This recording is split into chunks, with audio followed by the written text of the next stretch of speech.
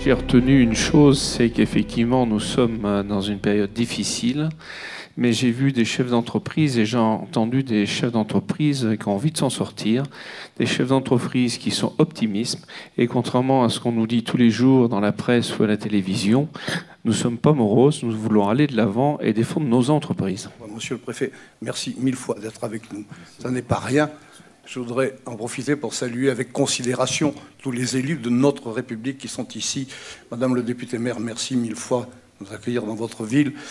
Et puis peut-être une toute petite histoire pour le sourire. Madame, quand nous parlions tout à l'heure, on parlait du Lyon-Turin avec Jean-Pierre Vial.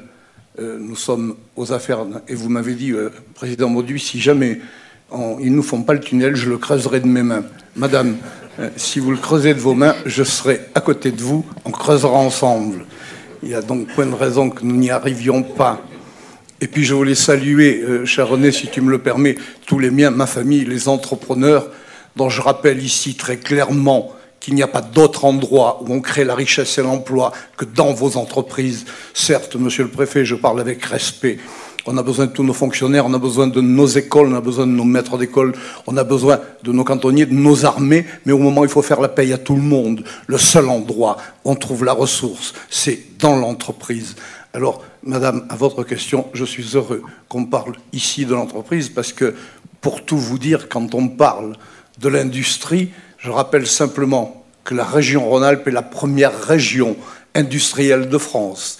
Et je rappelle, tout à l'heure, Jean-Pierre Gillet a donné un chiffre disant que entre l'import-export, nous étions positifs en Rhône-Alpes l'année dernière de 340 millions. Encore faudrait-il rajouter que cette année que nous vivons, à la fin du premier semestre, monsieur le préfet, nous sommes à plus 900 millions. Je crois qu'il ne faut pas pavoiser parce qu'en 2008, nous étions à plus 6 milliards. Mais pour l'amour du ciel, si toutes les régions de France faisaient le même palmarès que nous, notre vieux pays, notre France, serait en positif partout, et ça serait pas mal. Moi, je me réjouis déjà de l'évolution de la CCI, de vouloir un petit peu délocaliser ces assemblées générales. Et si l'année dernière, nous avions eu l'occasion de parler beaucoup de neige, de tourisme et autres, je crois que le sujet d'aujourd'hui est très intéressant. Il vient vraiment à point nommé, puisque nous sommes dans une période, comme chacun l'a rappelé, relativement difficile, et de se positionner aux confins de nos vallées sur ce promontoire qui est Éton pour cette Assemblée générale. C'est tout à fait, je dirais, heureux et satisfaisant. Même si aujourd'hui l'horizon est un petit peu bouché et que nous ne voyons pas très très loin, je pense que les travaux vont quand même contribuer, ces travaux vont quand même contribuer à faire avancer les choses. Alors, au niveau du Conseil général, René le sait très bien, les relations que nous entretenons, je dirais au quasi quotidien, sur le travail qui est effectué en direction du développement économique. Et ce travail, nous le menons maintenant depuis plusieurs années, certes, mais il a été accru avec l'arrivée de la nouvelle équipe et je les salue vraiment et je souhaite bien sûr que tout cela continue.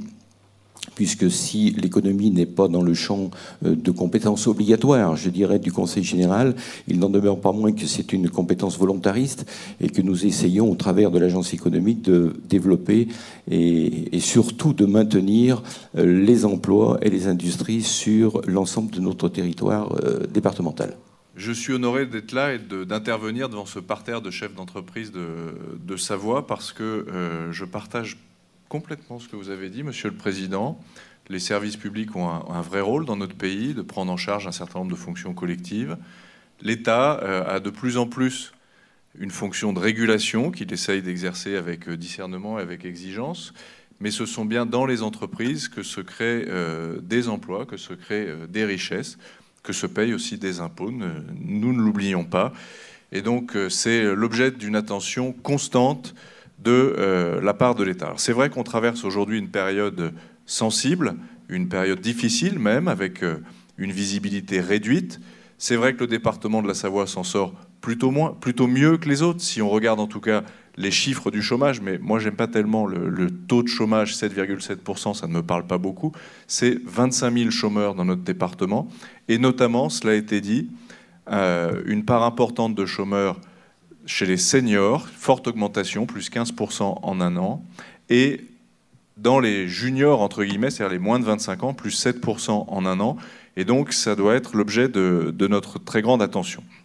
Je ne vais pas être long parce qu'Alexandre Moulin vous a présenté tout à l'heure ce qu'on appelle la chaîne du redressement productif, qui est depuis le gouvernement et notamment le ministre du redressement productif, Arnaud Montebourg, jusqu'au terrain. Et dans le département, auprès de moi, c'est Brigitte Bartoli-Bouli, la directrice de l'UT Direct, dont vous pourrez facilement avoir les coordonnées, qui joue ce rôle.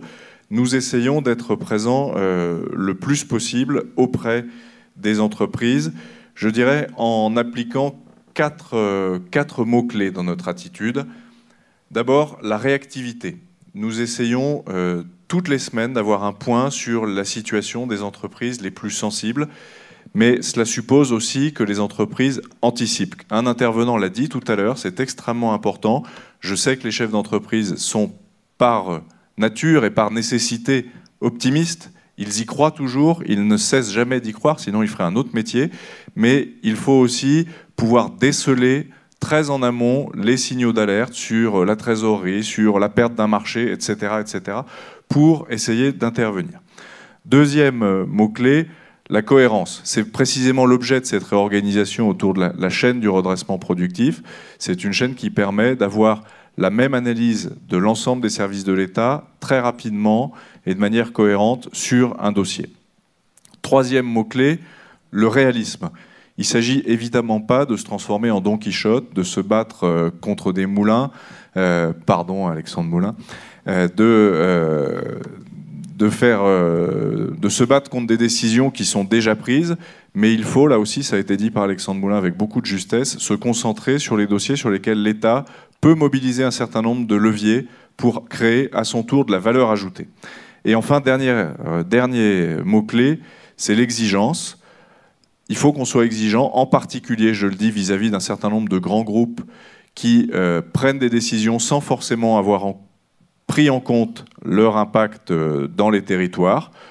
Chacun peut comprendre à quoi je fais référence. Il faut être exigeant en mobilisant tous les outils dont nous disposons, que ça soit en mode défensif, on pense au plan de sauvegarde de l'emploi, au plan de revitalisation, mais que ça soit aussi en mode offensif. Et la création de la Banque publique d'investissement nous apportera un outil, là aussi, de réactif et cohérent dans ce domaine-là. Exigeant aussi vis-à-vis de nous-mêmes, vis-à-vis des services de l'État, dont vous êtes les uns et les autres en droit d'attendre cette réactivité et cette présence au plus près de vous. Voilà, réactivité, cohérence, réalisme, exigence. Moi, ce sont les quatre mots-clés que je vais m'attacher à tenir pendant toute la période où j'aurai la chance et l'honneur d'être préfet de ce département.